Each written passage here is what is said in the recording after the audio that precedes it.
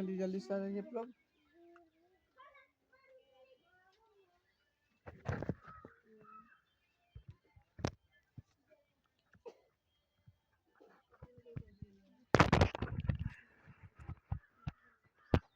तो चलिए हम लोग क्लास को स्टार्ट करते हैं। तो जय हिंद, जय श्री राधे राधे।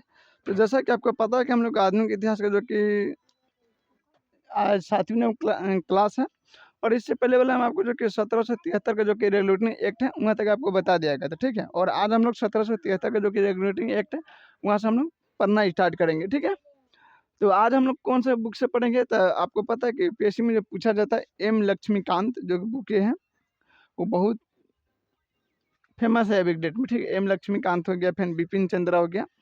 तो हम लोग इसी से हम लोग आज जो पढ़ेंगे एम लक्ष्मीकांत से हम लोग रेगुलेटरी एक्ट को पढ़ना चाहते हैं, ठीक है, और आपको पढ़ाया जाएगा।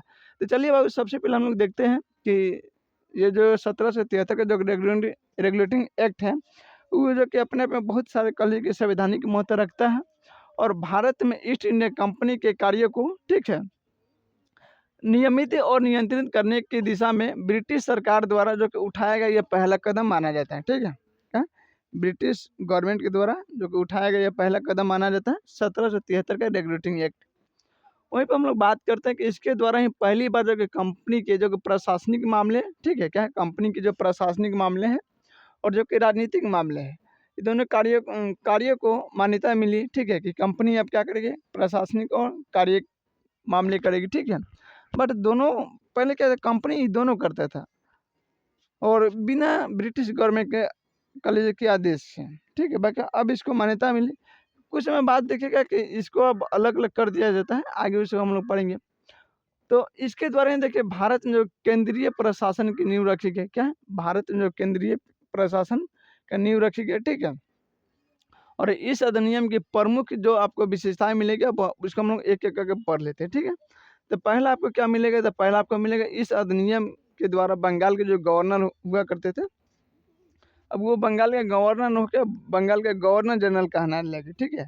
और जो कि मद्रास का और जो बम्बई का जो अथी था, गवर्नर का जो प्रेसिडेंट था, अब इसको इसी में लेकर मर्ज कर दिया बंगाल के, ठीक है। जो कि आपको पता है कि पहला जो कि गवर्नर जनरल कौन थे, तो वारंग हेस्टिंग थे, ठीक है। हम कल भी आपको बताए थे वारंग हेस्टिंग के। और देखिएगा कि इसकी सहायता के लिए 4 जो कि सदस्य जो कि कार्यकारी परिषद का गठन करते हैं। और जब गवर्नर का पद अब गवर्नर जनरल हो गया, तो अब इतना बड़ा क्षेत्र है और उसको आपको बंगाल से कंट्रोल करना था, इतना प्रॉब्लम, इतना कागज पत्थर का काम होता था, उसको अकेले आदमी सॉल्व नहीं करेगा। तो इसके लिए देखिएगा इन जो कि गवर्नरों का जो कि कर सकते हैं कि सदस्य के रूप में, यानी कल की लोक सहायक के रूप में 4 व्यक्ति का एक परिषद का गठन किया गया, ठीक है, जो गवर्नर जनरल के क्या करेंगे, सहायता करेंगे।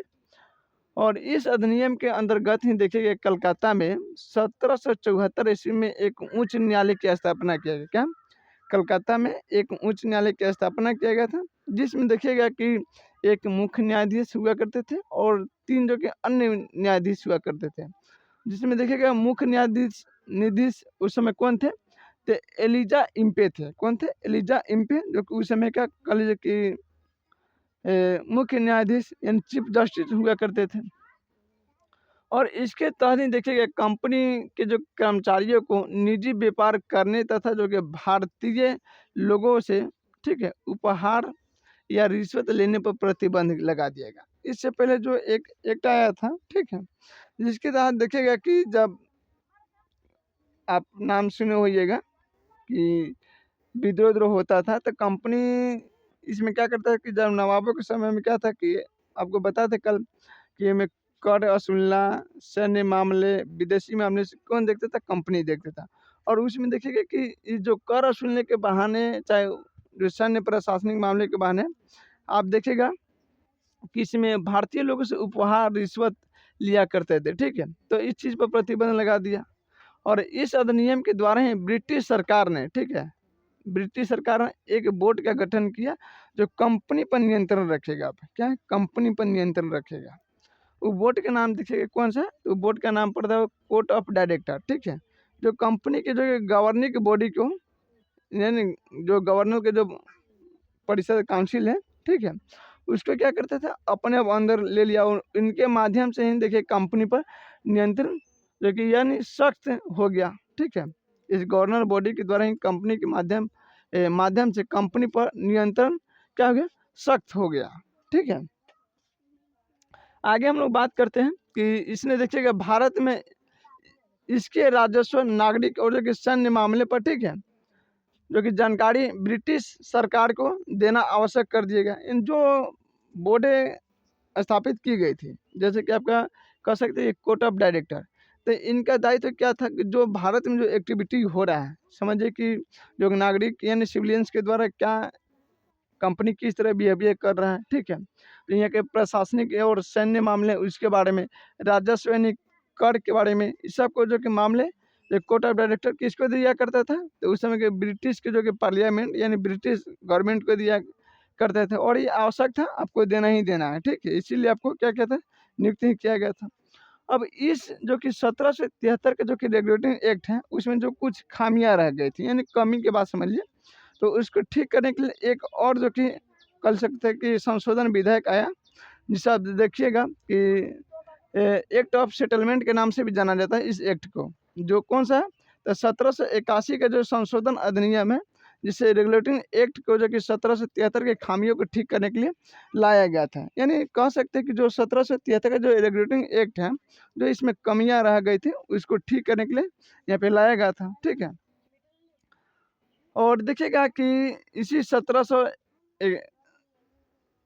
अमेंडमेंट, ठीक है, ब्रिटिश पार्लियामेंट के द्वारा जो अमेंडमेंट एक्ट ऑफ 1781 पारित किया गया, जिसे देखिएगा विद्युत कानून यानी सेटलमेंट एक्ट ऑफ सेटलमेंट कहा गया, नाम से भी जाना जाता है। कभी कल क्वेश्चन में बन जाता है कि सेटलमेंट ऑफ जो कि एक्ट ऑफ सेटलमेंट कानून कब आया था, तो उसमें आपको ऑप्शन में दिया रहेगा आपको कि 1781, 1784, 1783, इस तरह का आपको ऑप्शन दिया रहेगा। तो आपको अटेंड करना है कौन सा, तो 1781 वाला आपको अटेंड करना होगा। ठीक है, settlement act of settlement act के नाम से यही जाना जाता है।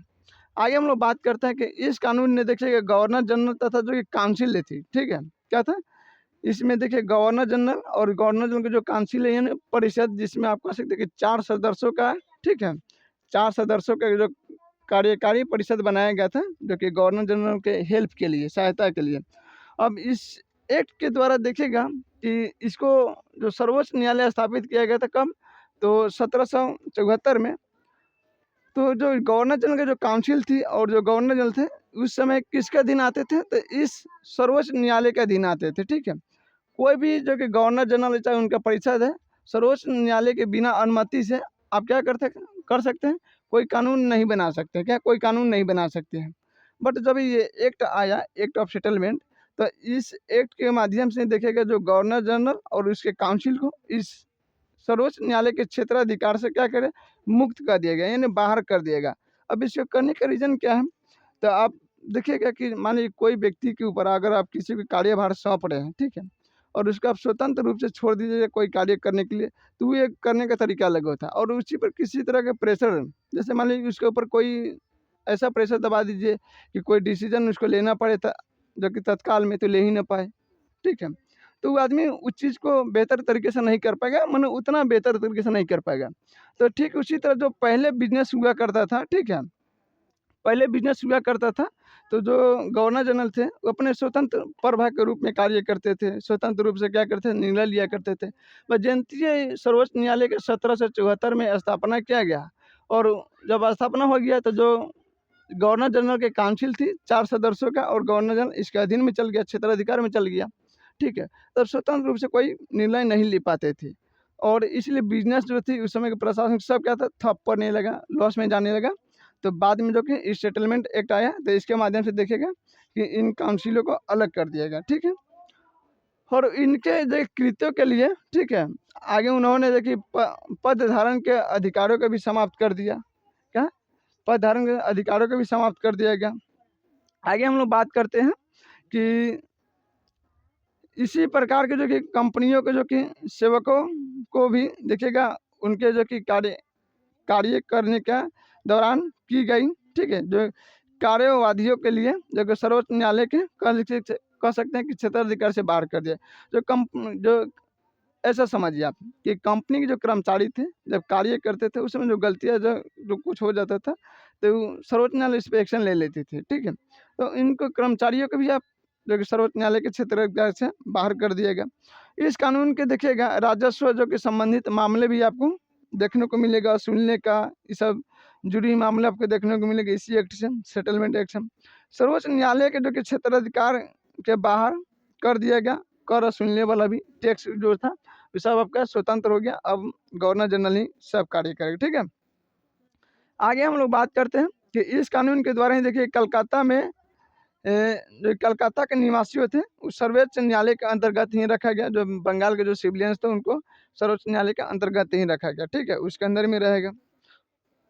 और देखिएगा इसमें यह भी व्यवस्था बनाई गई कि जो कि सर्वोच्च न्यायालय में जब जातिवाद जो कि कल एक कह सकते हैं कि हिंदू मुस्लिम के केस, ठीक है? तो जो हिंदू का जो केस आएगा तो हिंदू के उसमें एक साधु संत यानी कल मुफ्ती रखा जाता था, जो हिंदुओं के हिसाब जो कि धार्मिक किताब है उसके हिसाब से दंड दिया जाता था। वहीं पे बात करते हैं मुस्लिमों का, तो मुस्लिमों में काजी रहा करते थे जो कुरान शरीयत के हिसाब से जो होता था उनका जो कि दंड, उनको उस तरह सर्वोच्च न्यायालय क्या देता था, ठीक है? और इस कानून के द्वारा ही यह व्यवस्था भी की गई कि जो प्रांतीय न्यायालय के जो कि अपील गवर्नर जनरल के काउंसिल के यहाँ दायर हो सकते हैं। सर्वोच्च न्यायालय इसमें कोई अथी नहीं, सर्वोच्च न्यायालय में दायर किया जा सकता है। जैसे मानिए प्रांत में कोई सिचुएशन प्रॉब्लम, कोई दिक्कत झगड़ा झंझट मारपीट हो जाएगा, ठीक है? तो जो यहाँ के सिविलियंस है चाहे ब्रिटिश जो कर्मचारी हैं, तो अपना गवर्नर जनरल यहाँ क्या है शिकायत को दायर कर सकते हैं या आप सर्वोच्च न्यायालय में दायर कर सकते हैं, ठीक है? और इस कानून में देखिएगा गवर्नर जनरल इन काउंसिल को प्रांतीय न्यायालयों एवं जो कि काउंसिलों परवेशियल, ठीक है? जो कोर्ट एवं जो कि काउंसिल के लिए नियमित विनिमय बनाने के लिए अधिकृत कर दिया गया। हमने आप कह सकते हैं कि गवर्नर जनरल काउंसिल अब प्रांतीय मामले को थोड़ा सुलझा सकता है, ठीक है? तो उनका अधिकार दे देगा। आई होप जो कि आज के क्लास से आपको समझ में आया होगा। फिर हम लोग मिलेंगे अगले नए क्लास में, और अगले हमने क्लास में पढ़ेंगे समय फिक्स जो कि इंडिया एक्ट है 1784 के उसके बारे में, ठीक है? तो चलिए ठीक है, हम लोग फिर मिलेंगे अगले नेक्स्ट क्लास में। तब तक जय हिंद, जय श्री राधे राधे।